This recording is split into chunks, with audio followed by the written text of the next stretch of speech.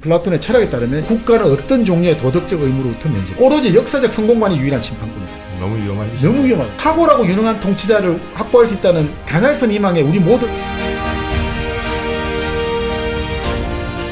일생 동안 당신이 반드시 읽어야 될 100권의 책 일당 100. 오늘은 열린 사회와 그 적들이라는 칼 포퍼의 책을 여러분께 소개해드리고 있고요.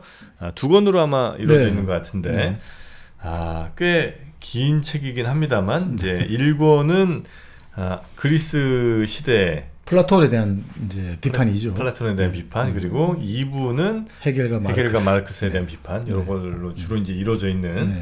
그래서 어떤 것들이 과연 열린 사회를 저해하려고 하는 적들인지 그걸 이제 좀 구체적으로 살펴보도록 하겠습니다. 그러니까 이 그리스 철학을 먼저 설명하면서 이제 제일 먼저 헤시오도스라는 사람이 있거든요. 그 헤시오도스는 노동과 나날, 신통기 이런 책을 남겼는데 뭐 예전에 한번 말씀을 드렸을 겁니다. 본래 이제 황금 시대가 있었고 은의 시대가 있고 그래서 영웅 시대가 있고 해가지고 결국 지금은 타락한 철의 시대다. 그런 것 자체가 하나의 역사 법칙주의자인 거죠. 역사가 어떻든 법칙처럼 하나의 어떤 이 결과가 이렇게 나오고 있다. 이런 의미에서 보면 하나의 어떤 닫힌 사회의 철학을 상징한다고 볼 수 있겠죠. 자, 그렇게 해서 뭐 이 헤시오도스, 헤라클레이토스, 우리 만물의 본질이 불이라기보다 어떻든 모든 것은 변화한다. 어떤 유명한 헤라클레이토스가 나오는데 그 헤라클레이토스 같은 경우는 이제 모든 것이 변화하고 아주 다양하게 보이지만 그 이면에 로고스가 숨어 있다고 본 거예요. 그래서 모든 변화 뒤에 로고스가 숨어 있는데 그래서 뭐 이 헤라클레이토스 같은 경우는 좀 위대한 사람의 중요성을 강조하고 그 위대한 사람의 우월성 강조하고 그런 것들이 이제 하나의 역사 법칙주의의 일반적인 특성하고 많이 조금 원료가 된다 이렇게 본 거죠. 근데 이제 가장 이제 이 그리스 철학에서 역사 법칙주의를 보여주는 사람은 플라톤으로 보는 거예요. 왜냐하면 플라톤 같은 경우는 모든 변화, 모든 사회적 변화를 타락이나 부패, 퇴보로 보거든요. 왜냐하면 플라톤 철학이 기본적으로 이데아잖아요. 그래서 우리 현실은 뭡니까? 이데아의 세계를 모방한 거에 불과하다고 봤잖아요. 그러니까 당연히 모방한 거는 질이 떨어지잖아요. 그러니까 이거는 기본적으로 짝퉁이고 가짜고 그래서 항상 이 변화라는 것들이 안 좋다고 보는 거예요. 그래서 모든 변화를 억제시켜야지만 우리가 타락하는 걸 막을 수 있다. 이제 이렇게 본 거죠. 그래서 어떻게 해야 되느냐? 정말 좋은 국가, 철인왕이 다스리는 국가를 만들어가지고 부패와 악이 없는 사회를 이루어야 된다 이거죠. 퍼펙트한 사회를 만들어야 된다. 이제 이렇게 본 거죠. 그 이 사람은 시간이 흘러갈수록 안 좋게 본 거거든요.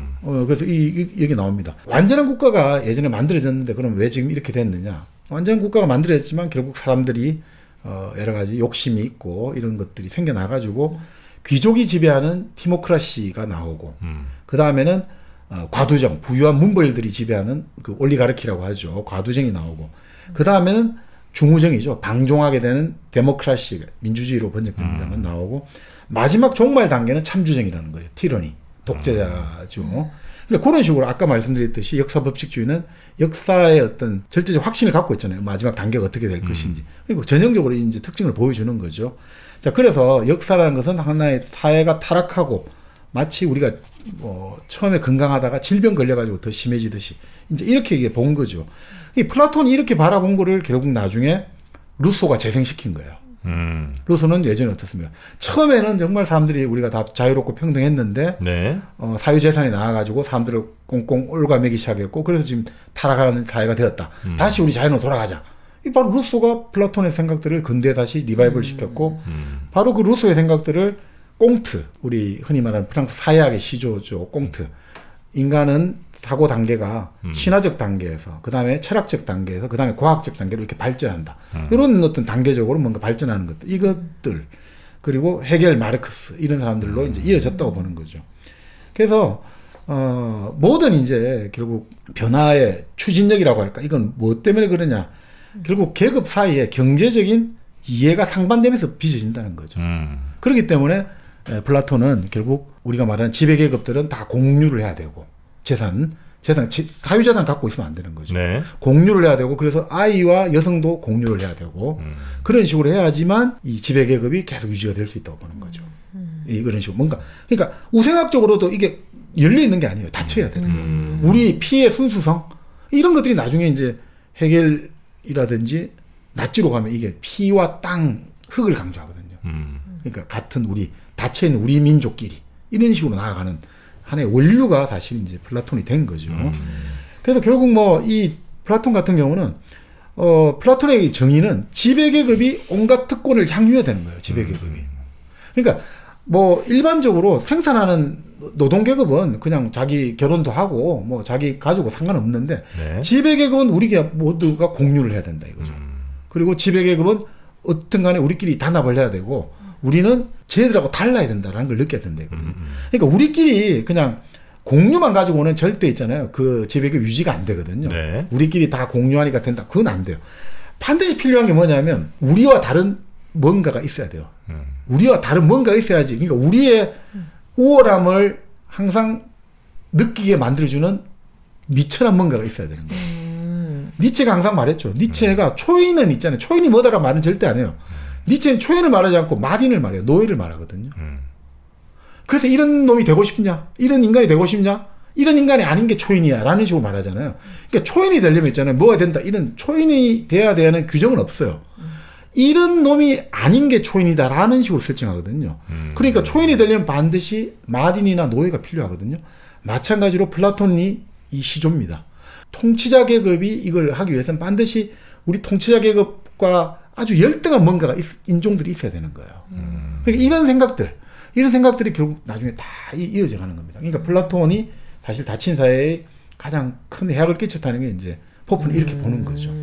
이런 생각들에서 계속해서 이제 이런 것들이 리바이벌 됐다 이렇게 이제 보는 겁니다. 네.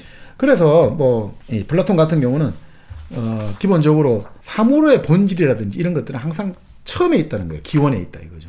그러니까 제일 좋은 거, 그래서 항상 말하는 이데아가 따로 있고 현실은 나쁘다. 이런 이제 이원론으로 계속해서 이제 이 사람은 계속해서 이제 가게 되는 거고, 항상 좋은 거는 처음에 있고 뭔가 다르게 존재하기 때문에 눈에 보이지 않는 세계에 존재하기 때문에 변화를 억제하는 게 가장 좋은 거다. 그래서 처음으로 항상 돌아가기 때문에 변화를 항상 억제해야 되고, 그래서 이런 것들을 결국 이제 정치와 결부시켜가지고 계급을 엄격히 구분하는 겁니다. 항상 우리가 생각하는 정의가 가치 평등하고 이런 게 아니라 엄격해야 된다 이거죠. 그렇게 해야지 안정적으로 이 유지가 된다는 거죠. 네. 국가가 유지된다는 거죠. 네. 그래서 이제 사실 이제 플라톤은 어떤 사람들은 플라톤은 국가에서는 사람들이 본성에 따라 가지고 행복을 성취하고 절대적 성과, 절대적 정의가 있다라고 옹호하는 사람이 많지만 포프는 아니라는 거죠. 플라톤 정의 개념 자체가 아주 전체주의적이라는 거예요. 기본적으로. 우리는 특권이 없는 거를 정의라고 하는데 플라톤은 계급에 특권이 있는 거를 정의라고 부른다. 그리고 우리는 정의를 개인을 취급할 때 정의라고 말하는데 플라톤은 절대 그렇지 않다 이거죠. 국가가 무조건 정의의 기준인 거예요. 그러니까 국가는 국가가 안정되고 건강하고 강하기만 한다면 그 국가는 정의로운 거예요. 개인을 상대로 해서 국가가 이런 게 없어요.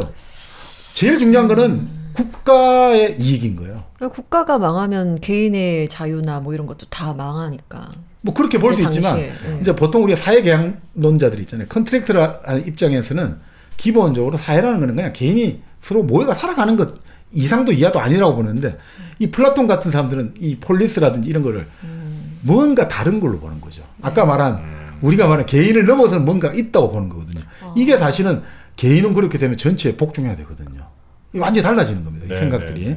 그래서 이 플라톤이 그 국가에서 자꾸 이 전체주의적인 계급 통치를 자꾸 정의로운 걸로 계속해서 이제 영향을 주고 있습니다. 그래서 항상 플라톤에 있어 정의는 어떤 사람들은 다른 사람들보다 우월하다. 이런 선전을 계속 하는 겁니다. 이게 단순한 평등보다 더 압도적 효과를 지니게 되는 거죠. 국가를 유지하기 위해서 더 그렇습니다. 강한 국가를 만들기 위해서는 네. 소수의 사람들이 이끌고 가고 그 결정을 아주 효율적으로 따르는 다수의 사람들이 그렇습니다. 있어야 된다는 거잖아요. 그렇습니다. 그래야 국가가 유지가 된다. 그거는 개개인의 행복과는 무관하게. 그렇습니다.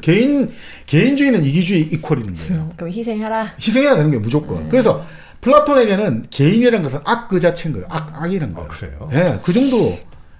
이게 사실 그래서 집단주의 자체가 이타주의라고 보는 거예요. 모든 사람은 전체를 위해서 all for one이 돼야 된다 이거죠. one for all 하는 이게 바로 플라톤의 원리입니다. 그래서 모든 도덕적 기준 딱 하나가 있다는 거죠. 국가의 이익, 국익인 거예요. 국익. 그래서 국익을 신장시키는 것은 정의롭고 좋은 거지만 국익을 위협하는 것은 나쁘고 사악하다. 이게 불이라는 거예요. 그게 플라톤의 주장이에요? 네, 여기서 이제 포프가 물론 분석하고 있는 플라톤의 정의이긴 합니다만 그래서 이건 냉정해 보면 결국 뭐야? 옛날 원시 시대 때 부족주의 그 이상도 이하도 아니잖아요. 그냥 우리 같은 동네 사람들, 우리 부족 사람들만이 최고고 결국 그게 집단 이기주의하고 뭐가 다르냐라고 이제 포프는 공개하고 있는 거죠. 결국 포프는 플라톤의 정의로는 그 당시에도 평등주의, 개인주의 그런 여러 가지 경향이 있었는데 그걸 다 무시해버리고 전체주의적인 오로지 국가만이 정의와 도덕의 기준이다라고 주장하면서 오히려 인종주의를 다시 확립하려고 하는 그런 시도였다는 거죠. 그래서 국가의 안정을 위해서는 계급의 특권이 필요하다. 네. 통치자들은 특권을 가져야 되고 정의란 무엇이냐? 바로 그 특권이 정의의 본질을 이룬다 이거죠. 그러니까 이게 결국 지금 어떻게 현대사에 들어왔냐 이거죠. 결국 우리 국가를 위한 거면 모든 게 좋다라고 보잖아요. 우리 국가의 안정을 위해서는 어떤 짓도 못할 게 없다라고 되잖아요. 이게 결국 현대 들어와서 우리 민족 최고다 이거죠. 우리 민족의 이익을 위해서는 못할 일이 없다. 우리 계급 최고야. 우리 계급의 이익을 위해서는 못할 일이 없다. 우리 당이 최고야. 우리 당을 위해서는 못할 일이 없다. 라는 현대 전체주의하고 똑같이 돼버린다는 거예요. 그러네요. 네.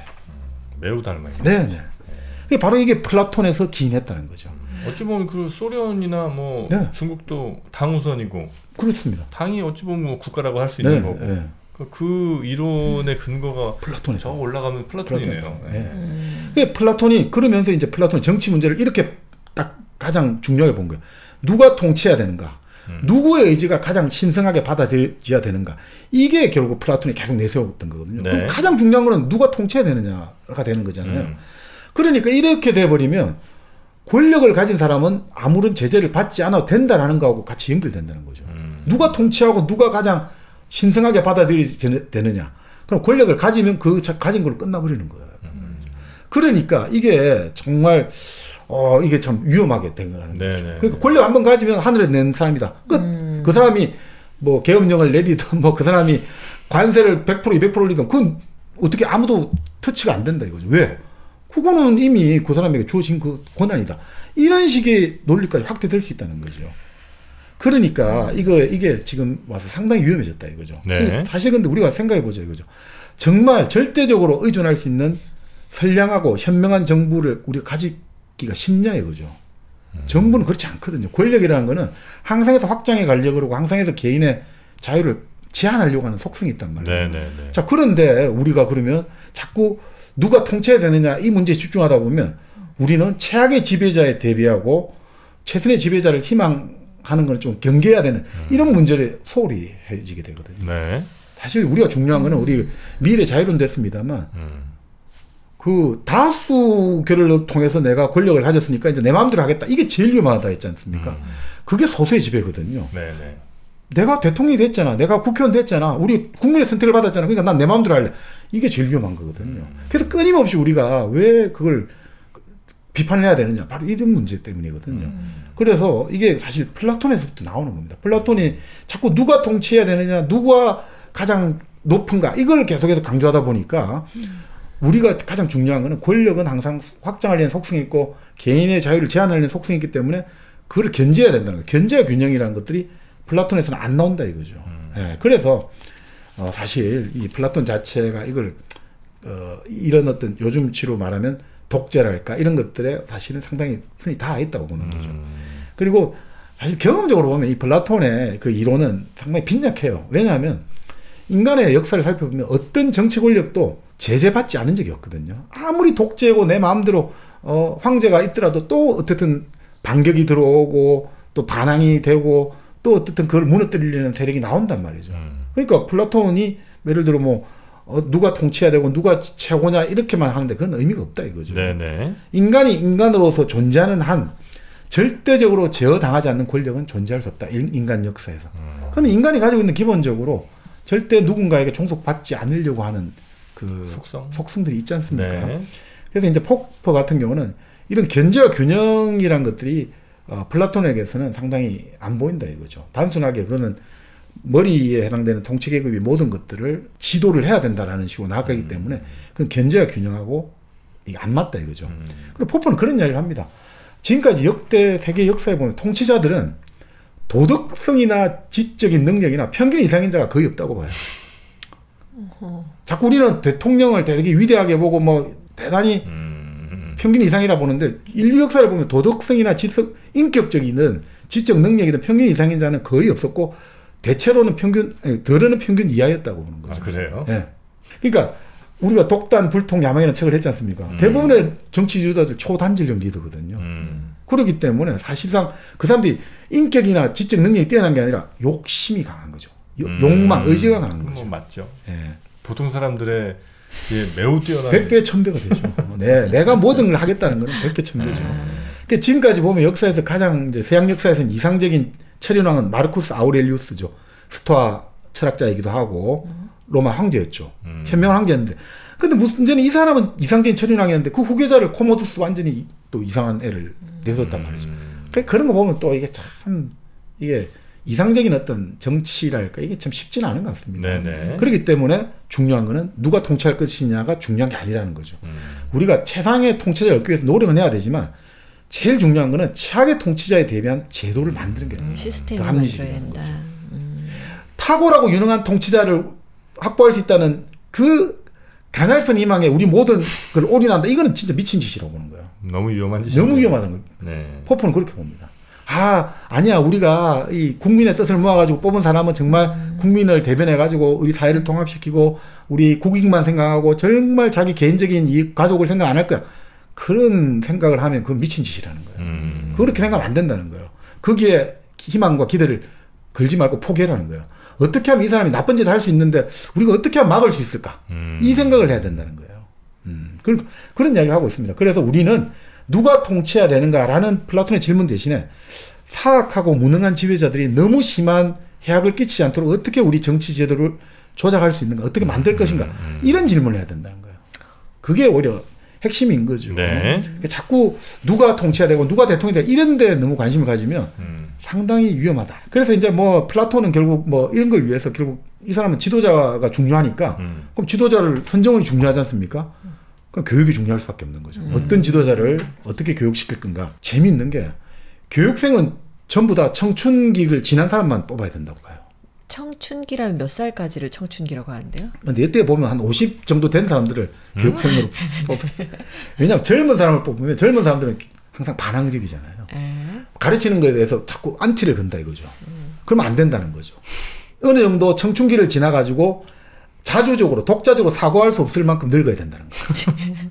그런 사람 성욕이 없어야 된다 이렇게 전 들리는데요. 그러니까 그런 사람들을 교육생으로 뽑아야 된다고요? 그렇습니다. 이게 참 닫혀 있죠. 그러니까 한마디로 이제 더 이상 새로운 자기만의 머리로 생각하는 사람 뽑으면 안 되네. 그럼 사회 위험이신다. 아 그래요? 그러니까 전통의 권위와 옛날부터 내려오던 그 지혜라고 생각하는 것에 물들어 버린 사람, 독단적인 학생들을 뽑아야 된다는 거예요. 이게 지도자가 제대로 되겠습니까, 그러면? 그래서 그런 이야기 하는 거죠. 이게 결국 포프가 비판하는 거예요. 자, 이거는 정말 자기 모순이고 자가당착이고 이율배반이라는 거예요. 무슨 말이냐? 지적으로 탁월하다는 의미는 뭡니까, 이거죠? 정말 저 사람 정말 지적인 정치자다. 정말 저 사람 지적이다. 기본적으로 그거는 비판을 잘하는 사람이에요. 누군가의 권위에서 독립해 있는 사람이에요. 네네. 나는 누구의 학설을 신봉해 이런 사람이 아니에요. 진짜 비판적이고 지적으로 뛰어난 사람은 나는 누구를 좋아하고 이런 사람 아니에요. 정말 자기 머리로 생각하는 사람이거든요. 자, 그런데 그러면 이 권위주의적으로 이 교육을 해야 되는데 그런 지적 탁월한 사람 뽑아놓으면 교육이 되겠습니까? 그 사람 항상 비판하잖아요. 그러면 과연 그 권위주의 체제가 그런 비판하는 걸 받아들이겠습니까? 결코 못 받아들인다 이거죠. 그러면 결국 뛰어난 인재를 선발하는 제도를 만드는 건 불가능한 거예요. 네. 비판을 인정하지 못하니까.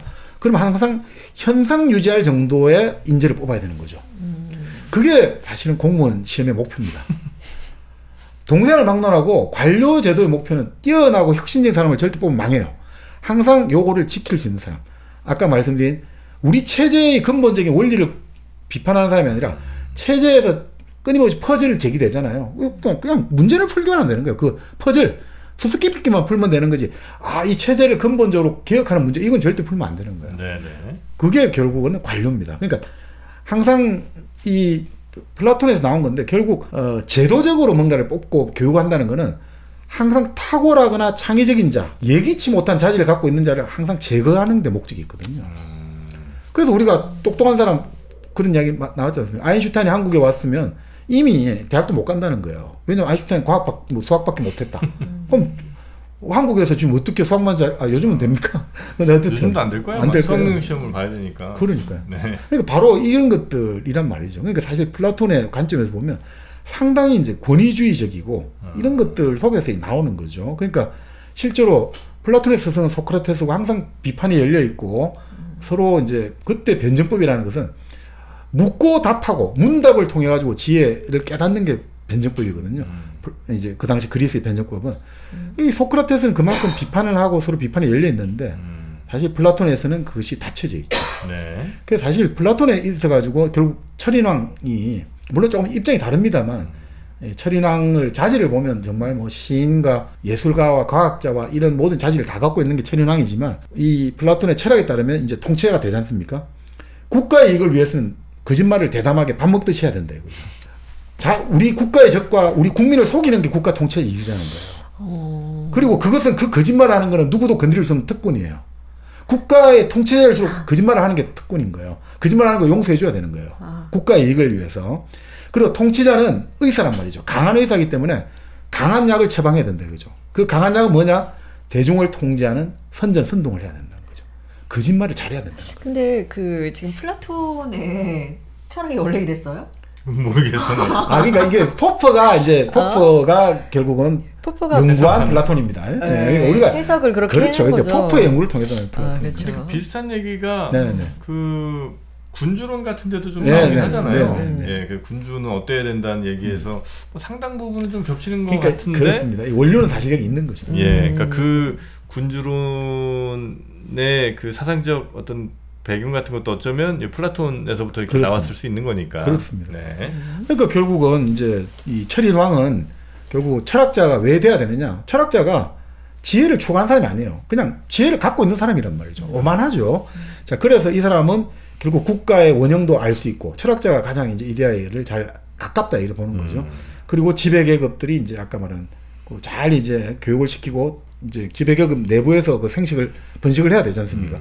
그러니까 결국 인종주의하고도 연결되는 거예요. 네네. 그래서 포퍼가 볼 때는 철학자란 결국 철학적인 축산가다 이거죠. 축산가. 사육한다 이거죠. 축산가다 이거죠. 짐승 사육하듯이 국가와 국민을 사육하는 사람이 있죠. 철학 왕이 이 철인왕이라는 거죠. 상당히 이제 좀 그런 생각이 듭니다. 네. 자, 그래서 결국 이 플라톤은 결국 이것을 통해서 유토피아를 꿈꾸거든요. 그러니까 우리가 보통 동양에서 말하는 유토피아는 무릉도원이잖아요. 그냥 정말 요즘 이제 봄입니다만 벚꽃이 만발하고 참 복숭아 그 꽃이 겨울에 흘러내려가고 사람들은 여유 있게 바둑 두고 장기 두고 정말 옆에 손을 울어대고 이런 걸 생각하는데 목가적인 걸 생각하잖아요. 네. 근데 보통 이제 이 그리스 전통에서 여러 가지 이제 토마스 모 유토피아 이런 거 보면 이 유토피아는 아주 공학적입니다. 탁탁탁 설계가 돼 있어요.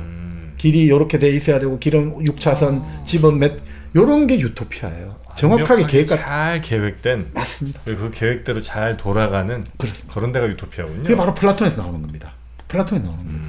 모든 어떤 행위는 목적을 가져야 되고 그걸 의식적으로 추구해야 되고 그래서 합리적으로 행동하려면 우리는 목적을 선택해야 되고 우리가 일단 청사진이 먼저 있어야 된다 이거죠. 딱 청사진을 가지고 설계도를 가지고 이데아의 설계도를 가지고 우리가 딱 이제 행동을 해야 된다. 이렇게 이제 보거든요.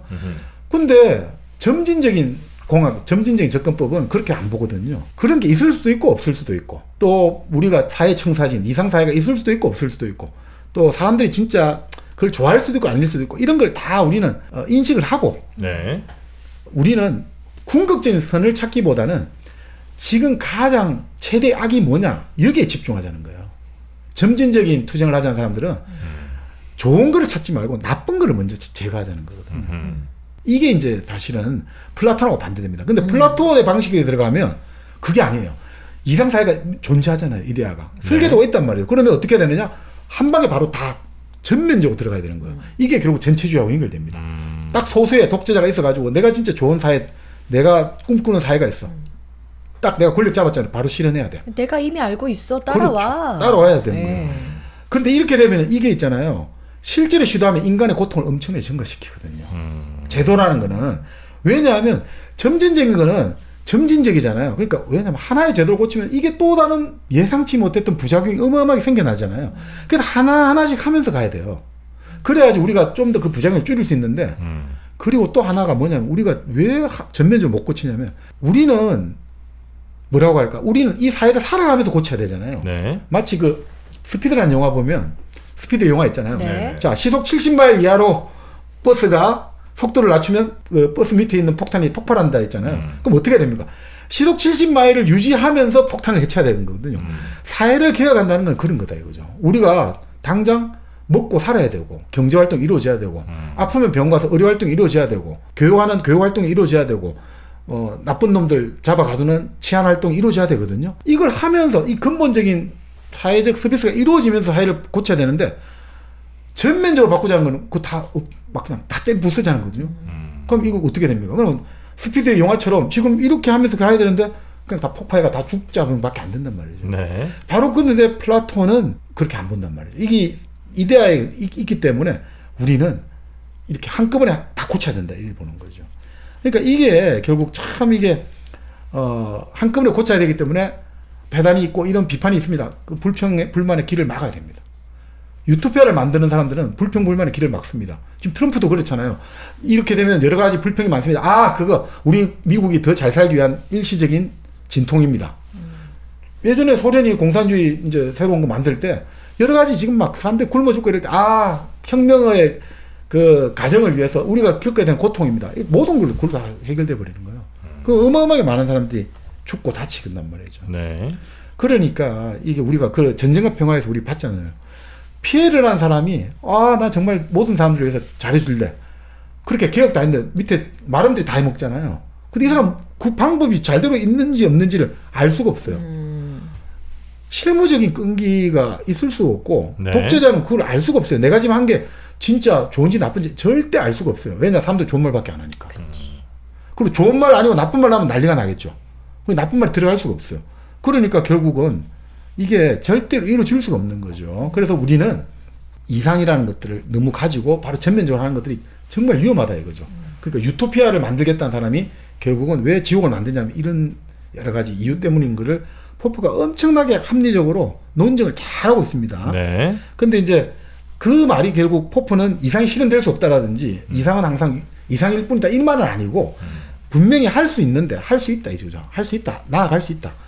그냥 우리가 지금 제한된 경험을 갖고 있는데 우리가 아무 경험과 지식이 없는 상태에서 아니야 일단 우리가 정말 모든 사람이 평등한 사회 모든 사람이 자유로운 사회를 만들어야 된다라는 그 목표만 가지고 다 때려 부수자 이렇게 해버리면 너무하는 돌이킬 수 없는 고통과 손해와 그걸 주기 때문에 항상 그거는 우리는 조심할 수밖에 없다. 우리는 항상 시행착오를 통해서 우리는 배울 수밖에 없다. 하나씩 시행착오를 통해서 배울 수밖에 없는데 이런 플라톤식의 유토피아주의는 돌멩이 하나도 그대로 안 두고 모든 것을 다 없애려고 한다. 사회학 다 뿌리 뽑아야 된다 이거죠. 세상에 우리가 자유로운 인간, 평등한 인간을 만들기 위해서 우리 비위에 거슬리는 사회제도는 완전히 다 뿌리 뽑아야 된다 이거죠.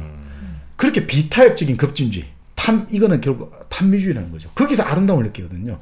이 세상에 모든 사람이 평등한 거기서 너무나 그 윤리관에서 너무 아름다움을 느낀다 이거죠. 근데 그게 되게 위험하다는 거죠. 그게 결국 히틀러에서 어떻게 했느냐. 유대인이 한 명이라도 있으면 이 사회는 아름답지가 않고 추해. 유대인을 다 멸종을 시켜야지 아름다운 사회가 완성된다는 거죠.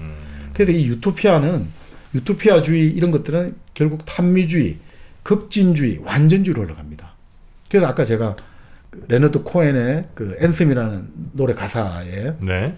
베러 크랙 인 에브리띵이거든요. 모든 거는 그 의미가 있다 이거죠. 그런데 그거를 우리가 완전하다가는 빛이 안 도는 깜깜한 암흑 사회가 되어버린다 이거죠. 금이 하나도 안 가 있는 종 안은 깜깜한 암흑이 된다 이거죠. 네네. 그런데 금이 가 있으면 그 틈 사이로 빛이 들어와서 그나마 우리는 희망을 가진다는 거거든요. 바로 이런 것이기 때문에 이 플라톤은 정치를 완전히 예술로 봐가지고 비유적 의미 예술이라는 진짜 이 모든 것들이 일사불란하게 조직되고 하나의 악도 존재하면 안 된다. 이게 너무 무서운 사회가 된다는 거죠. 오늘로써 플라톤 선생님은 아웃. 그런 오류 가능성, 오류가 충분히 있을 수 있다는 거를 네. 내가 틀릴 수 있다는 거 정도만 그렇습니다. 알아도 좀 괜찮을 텐데 그래야 이제 사실 다른 사람 말을 듣는 건데 아예 그냥 조금만 틀렸다고 지적을 하면 그냥 득달같이 달려와서 막 물어뜯는 이런 사람들이 난무하는 곳에서는 그런 뭐 근본주의자라든지 네. 아니면 이 지도자 하나면 우리 세상이 바뀔 것 같다는 그 생각들이 없어지진 않겠군요. 그렇습니다. 그래서 이렇게 이 완전성을 꿈꾸는 사람들일수록 숙청, 추방, 말살, 억압 이런 걸 좋아하거든요. 그게 결국 스탈린의 강제수용소. 우리 공산주의적 인간적만 있어야 되는데 안 돼. 내 눈앞에 사라져. 전부 강제수용소 다 보내버린 거예요. 히틀러가 강제수용소 만들고 스탈린이 굴락을 만든 이유가 전부 그런 거란 말이에요. 내가 꿈꾸는 우리 나치 사회, 우리 공산주의 사회에서는 저런 나쁜 놈이 있으면 안 돼. 다 없애버려. 다 사라져야 되는 거예요. 그래서 이 탄미주의, 급진주의, 완전주의는 유토피아주의는 우리로 하여금 이성을 던져버리게 하고 정치적 기적을 바라게 하는 절망적 희망을 갖게 한다 이거죠. 근데 항상 이성보다 감정에 호소하는 낭만주의는 지상의 천국을 건설하려는 선한 의도가 있다 해도 단지 하나의 지옥을 만들 뿐이다. 라고 포프는 설명하고 있습니다. 네. 자, 이게 이제 플라톤에 대한 비판인 것 같고요. 네. 그리고 또 마르크스와 헤겔에 대한 비판도 좀 있을 텐데 그것도 한번 전해주시기에 앞서서 또 우리 탄미주의, 완전주의, 유토피아주의에는 또 걸맞는 커피가 있잖아요. 바로 1kg 커피입니다. 제가 그렇습니다. 마시고 있는데요. 네. 이번에는 어떤 제품을 소개해드릴까 생각해봤더니 근데 크기로. 아니 너는 근데 저기 가면서 이렇게 얘기하면 마이크에 소리가 들어오니? 잘 들릴 것 같은데 알아서 잘 수업 안 되나? 네. 자, 바로 이 1kg 커피 선물 세트. 세트인데요. 네. 짜잔. 아이고야 참 예쁘다. 산뜻한 아침 1000개의 언덕 화산의 선물 뜻밖의 황홀함. 황홀함은 뜻밖이어야겠죠 아무래도. 그렇죠. 네. 그리고 은빛 정상의 위로. 이름도 너무 예쁘게 잘 지으셨어요. 커피에 참 최적화된 이름인 것 같습니다. 네. 어떻게 이렇게 예쁜 선물 세트를 또 만드셨는지 가격도 근데 합리적이라는 점. 네. 요게 이제 뭐 르완다라든지 콩고 등등 또 과테말라, 인도네시아 등 여러 곳의 원두들을 한 번에 맛볼 수 있는 선물용으로 정말 좋은 요 1kg 커피 선물 세트. 요거는 지금 이제 또 4월이 지나면 5월부터는 진짜 선물할 때 많잖아요. 진짜 많죠. 네, 미리미리 주문하셔서 포장해 놓으시고 편지 하나 이렇게 써 놓으시고 그 날이 오면 이렇게 선물해 주시면 어떨까 싶습니다. 네. 1kg 커피의 선물 세트도 역시 네이버에서 1kg 커피 검색하시면 만나실 수 있습니다. 자, 저희는 열린 사회와 그 적들 칼 포퍼의 책을 여러분께 소개해드리고 있고요. 저희가 2부 전반에는 플라톤에 대한 비판, 이제는 마르크스와 헤겔에 대한 비판을, 포퍼의 비판을 한번 좀 소개해드리겠습니다.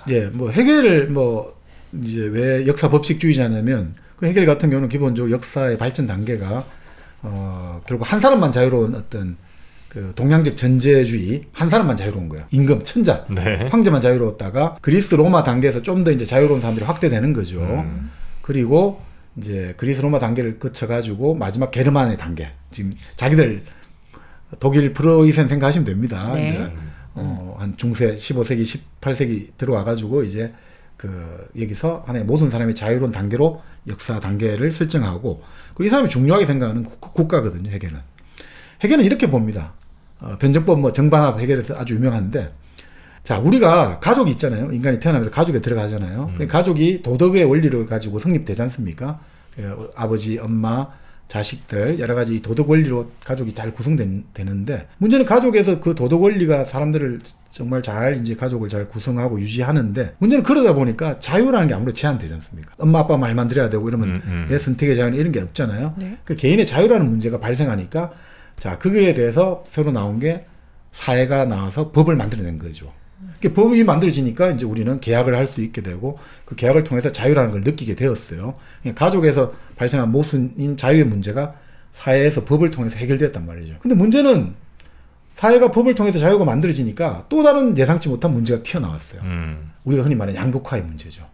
자유의 역술이라고 하죠. 이 자유를 허용하면 할수록 강한 사람이 더 많은 자유를 가지고 다른 약한 사람들의 자유를 제한하는 결과가 나온단 말이죠. 호랑이의 자유가 된단 말이죠. 자유를 주니까 강한 사람도 이제 남은 토끼를 다 잡아먹어버린 자유, 이러면 안 되잖아요. 그래서 그 모순을 해결하기 위해서 나온 게 국가란 말이죠. 국가는 어떤 원리, 인륜의 원리로 그걸 통합해버렸어요. 헤겔에 있어서는 국가 진짜 중요한 거거든요. 자, 그래서 이 국가가 결국은 뭐 이런 식으로 해서 하나의 어떤 가장 중요한 성립 주체가 되니까 집단주의죠. 아까 역사 법칙주의를 말할 때 개인이 무시되잖아요. 집단이 중요시되고 역사의 어떤 단계가 있다고 설명되잖아요. 그러니까 헤겔은 전형적인 역사 법칙주의자인데 문제는 이제 이 사람은 이렇게 본 거죠. 헤겔은 본래 플라톤은 변화하는 게 타락해 가고 몰락해 가는 거로 봤지 않습니까? 네. 근데 아리스토텔레스가 변화는 조금 더 이제 잠재된 씨앗이 변화해 가지고 참나무가 될 수 있다. 좋은 거로도 될 수 있다고 봤거든요. 헤겔이 그걸 딱 본따 가지고 결국 이제 하나의 어떤 존재가 존재로 드러난다는 것은 이제 처음에는 하나의 단순한 잠재적으로 있다가 그것이 오직 활동을 통해 가지고 이제 드러난다고 보는 거죠. 그래서 이념도 그렇게 드러나고 사물도 그렇게 드러난다. 이런 식으로 헤겔은 본질 이런 것들이 이제 변화하는 사물 속에 있다. 계속해서 이제 운동을 통해 가지고 결국 이제 우리 이런 것들이 실현되고 나아간다. 역사는 뭔가 하나의 목적이 있고 진보라는 목적을 향해서 나아간다고 보는 사람이에요. 그러니까 플라톤에서 생각은 빌려왔는데 플라톤은 나아가는 게 타락으로 봤는데 이 사람은 진보라 보는 거죠. 진보로 보는 거죠.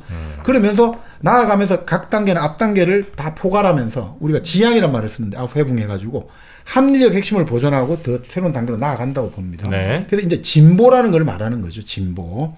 그래서 이 사람은 결국 이제 뭐 이 국가라는 걸 아주 중요하게 보는데 여기서 뭐 우리 헤겔 사상 예전에 한번 했습니다만 다 설명드릴 수는 없고 중요한 포인트 포프가 보는 게 있습니다. 국가는 국가를 창조하는 민족 정신의 화신이다. 그러니까 국가라는 것들이 하나의 어떤 인간이 만들어낸 사회가 좀 더 다른 형태로 진화되고 이런 게 아니라 민족 정신의 화신. 그러니까 뭔가 개인을 넘어선 뭔가가 있다라는 보는 거죠. 그러니까 민족이 만드는 게 국가라는 그렇죠. 생각이에요. 네. 그리고 바로 그런 어떤 선택된 민족은 세계 지배를 위한 운명을 타고났다. 아리안족 세계 지배를 위한 운명. 헤겔이 그렇게 얘기했어요? 그러니까 헤겔 사상의 포인트가 그렇게 연결되는 거죠. 그래서 한 국가는 다른 국가들의 천적이다 이거죠. 그래서 전쟁을 통해서 자기 존재를 주장해야 된다는 거예요. 그러니까 헤겔 사상의 포인트입니다. 이거 포프가 바라보는. 그리고 국가는 어떤 종류의 도덕적 의무로부터 면제된다. 오로지 역사적 성공만이 유일한 심판꾼이다. 거짓말해도 좋고 사기쳐도 좋다. 성공하면 장땡이다. 그리고 오래된 국가를 침략하는 신생 국가의 전쟁은 윤리적이다.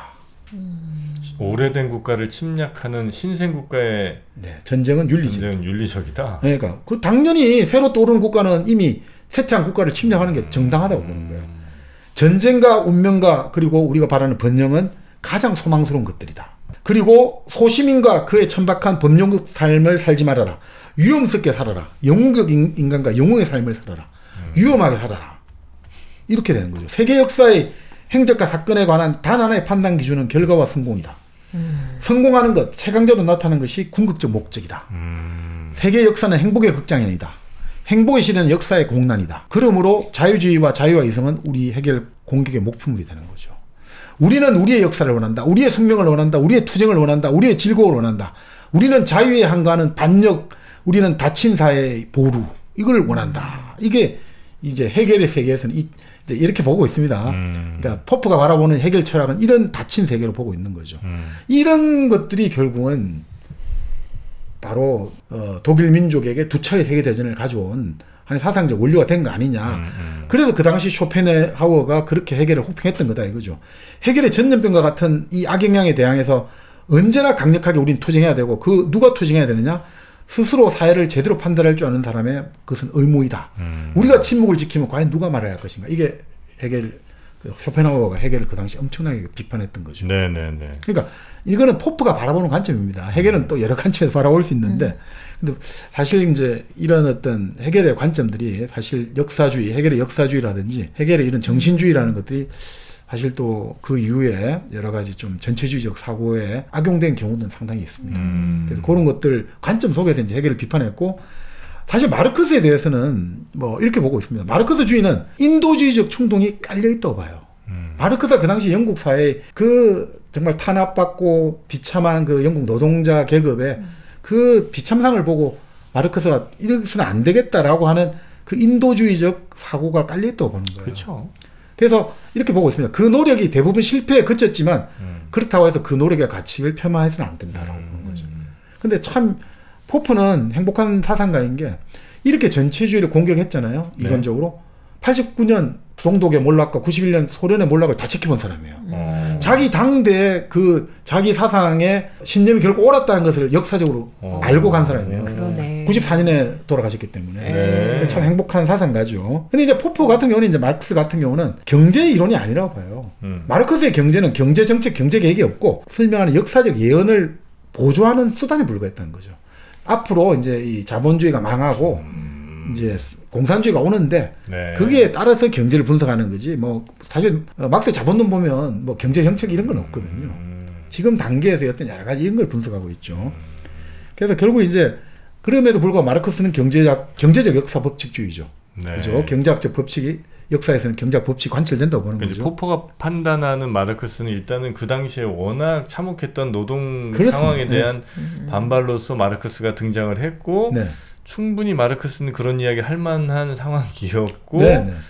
다만 이제 마르크스가 쓴 자본론 같은 경우는 정말 그 경제를 완전히 뭐 분석해서 어떤 네. 쪽으로 가야 된다 이런 의미보다는 사회가 어떻게 발전할 텐데 거기에 경제는 이렇게 따라올 것이다라는 정도 부수적으로 맞습니다. 경제를 얘기하는 것이 자본론이라는 책의 핵심이라는 거죠. 그렇죠. 그래서 막시즘 자체가 하나의 역사 이론이다라고 본 거예요. 경제가 아니라고 본 거죠. 네. 근데 이제 보통 우리는 막시즘을 언어학, 미학, 경제학, 정치학, 사회학 모든 걸 다 만병통치로 보니까 문제였다라고 보는 거죠. 네. 그래서 포퍼는 기본적으로 그 프롤레타리아 혁명을 통해서 이제 계급이 하나만 남은 거니까 이제 무계급 사회가 된 거잖아요.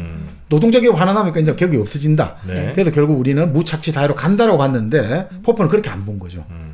혁명이 승리할 때 실제로 힘을 쥐고 있던 사람들이 새로운 계급이 될 거라는 거예요.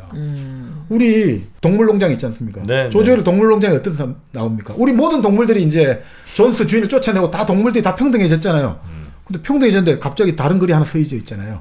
모든 동물은 평등하지만 어떤 동물들은 조금 더 평등하다고 돼 있잖아요. 그 돼지도 지배계급이 되지 않습니까? 네. 나폴레옹이 지배계급이 되잖아요. 바로 그런 거다 이거죠. 소련 어떻게 됐습니까? 다 평등한데 노멘클라투라가 나와요. 그 관료계급이 나와가지고 결국 권한을 지니까 통치계급이 됐단 말이죠. 중국 지금 뭡니까? 태자당에 홍이 돼. 그 할아버지 아버지가 혁명을 했으니까 그 자식들이 지금 완전히 통치자들이 돼버리잖아요. 새로운 사회 또 다른 의미에서 귀족계급 통치계급을 형성할 거라고 본 거죠. 그러니까 절대로 무계급 사회가 안 온다는 거예요. 그리고 그걸 이미 뭐 40년대 50년대 이 책에 나오죠. 그렇죠. 나왔다는 거죠. 네. 그리고 재미있는 게 그리고 마르크스는 그 당시 여러 가지 데이터가 모자랐기 때문에 그건 어쩔 수 없는 시대의 한계다 이거죠. 그 당시 마르크스가 봤던 자본주의는 자유방임주의잖아요. 완전히 자유방임주의였는데 그 자유방임주의가 사라지고 그 사회주의가 대체한 게 아니라 국가 간섭주의가 대체했다는 국가가 들어왔다는 거예요. 국가가 사회복지 정책을 시작하기 시작했고 국가가 경제에 혼합 경제를 실시했다는 거죠.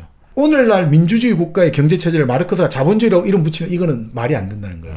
그래서 말했던 공산주의 혁명의 10대 강령이 이미 자본주의 현재 자본주의 사회에서 실현됐다는 거죠. 네. 그러니까 예전에 그런 이야기 했지 않습니까? 포항제철이 90년대 그 중반에 소련하고 중국에서 왔지 않습니까?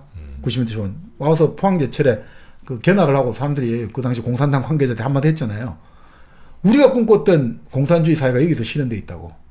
그 다가소, 유치원, 학교, 고등학교, 대학교까지 다 있잖아요. 포항공대까지. 그러니까 완전 요람에서 대학까지 그리고 일자리와 기숙 아파트와 이 모든 게 완벽하게 완전히 만들어져 있다고. 자기도 하려고 했던 게 이거였다. 네네네. 그래요. 그러니까 이 지금 자본주의 사회는 마르크스가 말했던 자본주의가 다르다는 거죠. 그렇죠. 예. 그리고 아까 말씀드린 중과세, 누진세, 상속세, 그리고 그 당시 공산주의 혁명의 10대 강령에 나오는 교통통신수단을 국가가 중앙통제되는 거 좀 하고 있잖아요. 그리고 그리고 국가가 소유한 생산도구 국영기업들 많이 많잖아요. 네. 그리고 아동의 국공립 무료교육, 아동노동폐지 다 이루어졌잖아요. 70% 이상이 이루어졌어요 지금. 네네네. 그러니까 그래서 포퍼는 민주주의를 이렇게 보고 있습니다. 선거가 가장 중요하지만 민주주의를 다수에 의한 지배라고 해서는 안 된다. 다수가 폭군적 방식으로 통치할 수 있다 이거죠. 다수결의 이름으로 그냥 막 하면 안 된다 이거죠. 그래서 민주주의는 가장 중요한 게 지배 권력이 제한돼야 된다는 거예요. 그래서 포퍼가 아주 재밌는 말을 합니다. 민주주의의 기준은 뭐냐면 정권 교체거든요. 네. 어떠냐? 지배 정권, 지금 정부가 피를 흘리지 않고 교체될 수 있으면 민주주의인 거예요. 피를 흘리지 않고 교체되면 그것은 독재 사회고, 피를 흘리지 않고 교체되는 사회가 민주주의 사회라는 거예요. 피를 흘리지 않고 교체되는. 네. 그게 바로 민주주의입니다. 그러니까 민주주의는 다수결로 해서 무조건 해서 안 되고, 그거는 다수에 의한 지배고, 민주주의가 우리가 말하는 자유민주주의 될 때는 소수를 존중해야 되거든요. 이게 없으면 안 됩니다. 이번에 헌법재판소 우리 결정문 보면 그 대목이 조금 언급되고 있죠. 그 정치적으로 해결하라는 것들. 네. 다수의 대통령, 다수당 이걸로 해가서 밀어붙이고 자제하지 못하면 그것은 민주주의가 아니라라는 게 바로 이제 포표에 나오는 겁니다. 네. 두 번째로 이제 민주헌법은 딱 한 가지 변화는 꼭 배제해야 된다. 헌법을 아무리 개정해도 좋은데 하나는 배제해야 된다. 그 헌법의 민주적 성격을 위협하는 변화는 반드시 배제해야 된다. 그게 제일 중요하다는 거. 헌법을 만드는데 자 우리가 국민이 동의했기 때문에 이제부터 대통령은 무제한으로 임기를 준다. 이런 거는 안 된다는 거죠. 그럼 반드시 배제해야 되고 그리고 민주주의에서 재밌는 말입니다. 소수의 완전한 보호는 위법자들한테 확대되어서는 안 된다 이거죠. 민주주의를 폭력으로 전복하는데 타인을 교사하는 사람들에게서는 확대돼서는 안 된다라고 법원은 딱 정하고 있습니다. 한마디로 내란죄, 외환죄 이런 거를 범한 사람들에게 대해서 막 확대해서 우리는 소수니까 확 보호해야 된다. 이거는 폭포에 따르면 그건 민주주의가 아니라고 봐요. 당연히 이제 다수의 결정이 뭐 여러 갈등들이 있을 때 이제 소수의 결정보다는 더 우선되긴 하겠지만 그럼에도 불구하고 민주주의는 항상 소수를 존중을 해야 되는 거고 다만 그 소수가 존중받지 않아도 될 때는 방금 얘기하신 그런 사례들의 경우에는 설령 소수라 하더라도 그들은 보호받을 수 없다. 그러니까 예를 들어 예전에 통합진보당 사건에 여러 가지 이론이 있고 지금 뭐 여러 가지 또 이론이 있습니다만 내란죄 이론이 있습니다만 기본적으로 그 포포에 따르면 그 상당히 엄격하게 적용되는 거죠. 그러니까 포포 같은 경우는 아까 말씀드렸잖아요. 관용을 베풀 때 나는 대화를 하려고 하는데 총칼을 가지고 나한테 다가온다 이러면 나는 폭력을 행사해야 된다고. 그것은 나를 보호하기 위해서도 그렇고 나와 함께 이 사회를 이루고 있는 그 뭐 룰 이런 것들을 지키기 위해서도 그렇습니다. 그 룰을 깨는 사람들에 대해서는 폭력적으로 제지를 하는 게 맞는 거겠죠. 바로 이제 포포의 이야기입니다. 그래서 민주주의를 우리 보장하는 제도적 틀을 짤 때 지배자와 피지배자 모두 반민주적 경향이 항상 있다는 것을 가정하고 항상 제도를 짜야 된다 이거죠.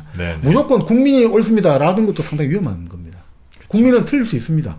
권력자가 항상 틀리다는 말이 성립하지 않듯이 국민이 항상 옳다는 말도 성립하지 않을 수 있습니다. 라고 이제 법은 보고 있는 거죠. 근데 정치인들 맨날 국민은 항상 옳습니다. 뭐 이러면서 이제 듣기 좋은 얘기들로 어떻게든 이제 자기 정치적 이익을 꾀하려고 하는 경우가 많죠.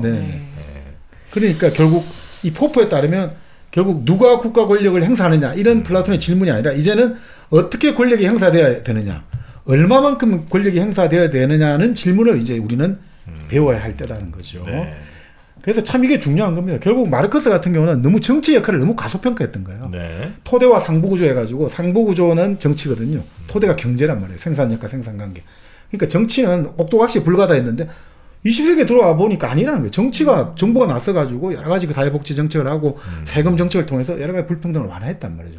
그러니까 마르크스는 그걸 보지 못했기 때문에 그래서 이제 했던 것이고, 그래도 그 윤리적인 것들은 상당히 영향을 많이 우리가 인정을 해야 된다. 뭐 이러면서 이제 여기서 비판적 합리주의 나오는데, 그 말씀은 다 이제 못 드리고, 결국 이런 이야기를 하고 있습니다. 결국 역사는 그럼 어떤 의미를 갖고 있느냐. 그럼 이런 이야기를 하고 있습니다. 아니, 그러니까 뭐, 진보로 볼 수 있고, 퇴보로 볼 수 있는데, 그 관점들은 다 양립 불가능한 건 아니다. 그 관점과 관점은 공존할 수 있고, 그냥 실제로 일어났던 똑같은 그런 역사는 없다. 오직 역사적 해석만이 존재하는 거다. 그래서 모든 세대는, 모든 사람은 자기 자신의 해석을 펼칠 권리를 갖고 있다 이거죠. 그런데 역사법칙주의 해석은 좀 이상하다는 거죠. 그것은 뭐 역사에 무슨 인간과 다른 집단의 뜻이 있고 뭔가 예언을 하고 확신을 하잖아요. 우리는 모두 역사를 해석을 하면서 과거를 비춰보고 미래를 비춰보는데, 역사법칙주의는 우리 자신을 스스로 비춘다는 거죠. 그럼 그건 아무것도 우리가 볼 수 있는 게 없다 이거죠. 우리 눈이 멀어버린다는 거죠. 그렇기 때문에 역사법칙주의는 위험하다고 보는 거죠. 재미있는 이야기합니다. 역사는 의미를 갖고 있지 않다. 그러나 우리는 우리 시대에 해결하려고 선택하는 문제들을 눈여겨보면서 역사를 해석할 수 있다. 우리는 열린 사회를 위하여, 이성의 지배를 위하여, 정의와 자유와 평등을 위하여, 그리고 국제적 범죄의 통제를 위하여 우리가 벌이는 투쟁의 관점에서 권력 정치의 역사를 해석할 수 있다. 역사는 그 자체가 목적을 가지고 있지는 않지만 우리는 이러한 목적들을 역사에 부여할 수 있다. 그리고 역사가 자체로 의미를 가지고 있지는 않지만 바로 우리가 역사의 의미를 부여할 수는 있다. 이게 참 개인의 역할인 거 아닌가 싶습니다. 그 역사 자체가 어떤 의미를 갖고 스스로 막 굴러가거나 이런 건 전혀 아니지만 우리가 그 역사라는 것에 지금 일어난 일은 이런 의미로, 혹은 뭐 우리가 지금 해야 될 일은 이런 의미로라는 것들을 그 역사라는 이름 앞에 이렇게 붙여낼 수 있으니까 포스트잇 붙이듯이 이렇게 붙일 수는 있다는 거군요. 그러니까 우리가 열린 사회를 위해서, 정의와 사회 평등을 위해서 우리는 해석해 나갈 수 있다는 거죠. 이게 결국 제가 이제 사마천의 사기에 그 백이숙제 열전의 대모가 똑같다고 생각이 듭니다. 네. 그 백이숙제에서 사마천이 막 말을 하잖아요. 이렇게 백이숙제 같이 착한 사람들은 굶어 죽고 도처같이 나쁜 사람들은 막 그냥 무병장수하면서 오래 살고 이게 말이 되냐? 라고 말하면서 천도는 시야 비하하거든요. 이게 역사의 법칙이라고 역사의 진리라고 합시다. 네. 역사에 과연 뭔가 있냐? 이게 옳으냐 나쁘냐 뭐 이런 걸로 설명할 수 있겠습니다만. 네. 근데 그게 그런 의미 같아요. 그러니까 역사는 자체적으로 복원력이나 부력을 갖고 있잖아요. 가만히 있으면 저절로 역사가 복원된다든지 저절로 갑자기 떠오르지 않아요. 결국 사마천이 백이숙제를 썼잖아요. 네. 쓰는 개인이 있는 거예요. 나는 백이숙제를 기억해 주마, 기록해 주마. 그래서 내가 이 백이숙제의 삶의 의미를 부여해 주마라고. 똑같습니다. 칼포퍼 이야기하고. 네네. 역사를 결국은 의미를 부여하는 거는 그 역사라는 과거 자체는 아무런 의미를 안 갖고 있다. 그런데 우리가 결단을 내리면 된다. 그 사실에 대해서 우리는 결단을 내린다. 자, 우리는 열린 사회라는 관점에서, 우리는 자유와 정의와 평등을 위한 관점에서 그렇게 결단을 내리는 그런 의미를 가질 수 있다는 거죠. 그러면 우리는 어떻게 살아가야 되느냐라고 이제 딱 하는 거죠. 그 역사라는 것이 알아서 스스로 굴러가는 거라고 생각한다면 네. 나는 어쨌든 뭐 역사는 알아서 가겠지라고 네. 난 방관자가 될 수 있는데 그렇습니다. 네. 그렇게 방관자 될 게 아니고 그 굴러가는 역사를 그 수레바퀴에 내가 한 손이라도 좀 더 손이라도 그렇죠. 더 붙여서 네. 뭐라도 해야 되는 존재로서 스스로 이제 인식을 해야 된다. 그렇죠. 그러니까 역사 법칙주의를 사람들이 좋아하는 것, 닫힌 사회를 좋아하는 것은 결국 합리성, 합리적 이성에 대한 절망과 또 우리가 행위를 하는데 그 책임이 두렵잖아요. 내가 이거 잘못해가 책임 나 뒤집으면 어떡하지? 그럴 때 편하게 돌리는 거예요. 역사가 우리를 기억해 주리라. 그런 두려움에서 탄생한 거다 이거죠. 근데 그것은 포프는 딱 말합니다. 그것은 정말 천박한 희망이며 천박한 신앙이고 그것은 정말 사이비 과학에 불과한 거다 이거죠. 그래서 그 사이비 과학은 항상 말하는 게 별들, 점성술을 이야기하고 인간의 본성이 어떻고 역사의 운명에 관해서 이야기한다. 그런 건 존재하지 않는다. 라고 말하면서 포프가 결론을 내리고 있는데 아주 감동적인 대목을 한번 네, 한번 조금 읽어드릴까요? 읽어보시면 좋을 것 같습니다. 네. 자, 한번 읽어드리겠습니다. 네. 참으로 우리는 희망이 필요하다. 희망 없이 행동하며 사는 것은 우리의 능력 밖의 일이다. 그러나 우리는 그 이상도 필요치 않으며 그 이상 우리에게 주어져서도 안 된다. 우리에겐 확실성은 필요 없다. 특히 종교가 꿈이나 자기 마음속의 소원의 대용품이 되어서는 안 된다. 종교가 복권을 사는 것이나 보험회사에 보험을 드는 것과 같아서는 안 된다. 종교에 있어서의 역사주의적 요소는 일종의 우상 숭배이며 미신적 요소이다. 우리는 예언자로서 나서는 대신에 우리의 운명의 창조자가 되어야 한다. 우리는 우리의 최선을 다해 일을 하는 법을 배워야 하며 오류를 항상 눈여겨보도록 우리 자신을 길들여야 한다. 권력의 역사가 우리의 심판자라는 생각을 우리가 내던져 버릴 때 역사가 우리를 정당화해 줄 것인가에 대해 염려하는 버릇을 끊어버렸을 때 그때야 비로소 아마도 우리는 권력을 길들이는 데 성공하게 될 것이다. 이리하여 우리는 우리 나름대로 역사를 정당화할 수 있을 것이다. 역사는 정당화를 너무나 절실하게 요청하고 있다. 와, 포포 선생님 멋있네. 아, 또 반했어. 네. 아, 우리의 오늘을 오류를 항상 눈여겨보도록 우리 자신을 길들여야 된다는 거죠. 네. 권력의 역사가 우리의 심판자라는 생각을 우리가 내던져 버릴 때 역사가 우리를 정당화해 줄 것인가에 대해 염려하는 버릇을 끊어버렸을 때 그때야 비로소 우리는 권력을 길들이는데 성공하게 될 거다. 우리가 권력도 길들여야 되고 역사도 길들여야 되고 우리 스스로를 길들여야 된다. 맞습니다. 우리를 길들이고 권력을 길들이고 역사를 길들여야 된다. 아, 좋습니다. 그냥 우리가 그냥 놔두면 역사 알아서 돌아가고 권력자들 알아서 잘 하겠지. 이건 굉장히 무책임한 태도고. 저는 아까 우리 정 프로님이 비유해 주신 게 너무 마음에 들었거든요. 뭐였죠? 포스트잇을 붙인다고. 포스트잇. 네. 근데 그 누군가가 포스트잇을 붙였는 걸 우리가 현재 살면서 본 거고 우리도 다시 포스트잇을 이번에 붙인 거잖아요. 그렇죠, 그렇죠. 그리고 누군가는 또 보겠죠. 저는 그 표현이 너무 마음에 들었고 이 포포 선생님이 마지막에 탁 완결을 시켜주시네요. 뽀뽀 선생님 아니고 포포. 제가 언제 뽀뽀라고 했어요. 뽀뽀에 집중한 포포라고 했죠. 뽀뽀. 네. 자, 네. 하여튼 우리 이 방송 보시는 분들도 네. 지금 뭐 우리 뭐 몇 명이 보아서 몇 명이 역사를 뭐 어떻게 바꾸냐, 네. 우리가 뭐 한다고 뭐 바뀌겠냐, 이제 이런 생각도 당연히 하실 수 있죠. 그러나 누군가는 지금의 역사에 대해서 이렇게라도 뭐 표현을 한다든지, 아니면 이렇게 누구처럼 기록을 한다든지, 아니면 이건 안 된다고 이렇게 가서는 안 되는 일이라고 뭐 가까운 사람에게 얘기를 한다든지, 뭐 아니면 그 이야기를 하는 사람에게 뭔가를 더 힘을 실어준다든지 등등의 하여튼 다양한 방법으로 충분히 여러분의 역할이 있을 수 있다. 네, 그렇게 좀 해주시면 좋겠고, 이런 역사를 길들이고 나를 길들이고 권력자를 길들이기 위해서는 우리가 건강해야 됩니다. 체력이 있어야 되죠. 네, 그렇다면 네. 홍삼도 좋고 소고기는 또 어때요? 소고기 먹고 힘내야죠. 네, 그리고 네. 양배추즙도 있습니다. 그렇습니다. 이것도 한번 보여드릴까요? 보여드릴까요? 양배추 스틱. 양배추 스틱. 네, 어디서 살 수 있죠? 요거는 이제 은하수팜. 네, 네, 은하수팜. 네, 일단 사과가 굉장히 유명하고요. 네. 네, 지금 사과 마렵네 갑자기. 사과 얘기하니까 사과가 마려워. 사과가 마려워요. 사과를 드세요? 아니면 사과즙으로 드세요? 난 사과 먹을래요. 사과. 난 과연 그대로 씹어 먹고 싶습니다. 사과 저번에 시켜 먹었는데 참 맛있더라고요. 네, 맞아요. 네, 사과 여러분도 지금 한번 드셔보시면 어떻게 이렇게 사과가 달고 맛있나. 네, 은하수팜에서는 사과즙도 팔고요, 토마토즙도 팔고요. 양배추 스틱은 진짜 엄청 인기 많대요. 예. 양배추 스틱. 네, 건강에 좋은 거 한번 챙겨 드시기 바라겠습니다. 네, 은하수팜과 늘 건강하시고요. 네이버에서 은하수팜 검색하시면 되겠습니다. 네. 자, 역시 칼포포 선생, 비트겐슈타인이랑 한번 맞짱을 뜨실 만한 분이다. 네. 이런 생각이 좀 드네요. 네. 열린 사회와 적들이 아마 아마 이 책에서도 표현된지 모르겠습니다만 아마 없어지진 않을 겁니다. 그렇습니다. 새로운 적들은 늘 생겨날 겁니다. 열린 사회를 위협하려는 적들.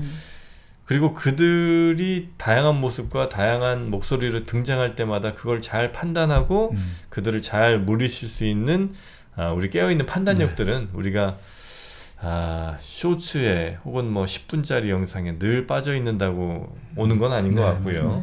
조금 더 책도 좋고요. 아니면 이런 긴 영상을 통한 좀 사고의 길이가 길어지는 그런 것들을 통해서야 아마 비판적 사고도 좀 가능할 것 같으니까 좀 다양한 컨텐츠 좀 즐겨주시고, 물론 짧은 것도 한번 보시면 좋죠. 네. 그런데 너무 그런 거에만 빠지지 마시고 다양한 컨텐츠를 좀 드시면 훨씬 더 여러분의 건강에도, 정신 건강에도 도움이 되지 않을까 하는 생각이 듭니다. 일당백 시청자분들이야 그렇죠. 우리는 여러분을 걱정할 필요는 없을 것 같은데. 네. 그래도 또 언제든 저도 요즘 쇼츠에 막 빠지기도 하니까 스스로를 경계하면서 스스로 의심하면서 스스로를 채찍질하면서 그렇게 가시면 어떨까. 네, 그런 의미에서 구독과 좋아요 좀 눌러주시고. 그렇습니다. 네. 구독으로 채찍질 해주세요.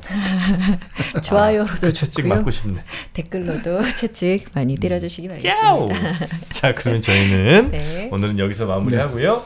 다음 시간에 또 재밌는 책, 도움이 될 만한 책으로 여러분 찾아뵙도록 하겠습니다. 함께해 주신 여러분 고맙습니다.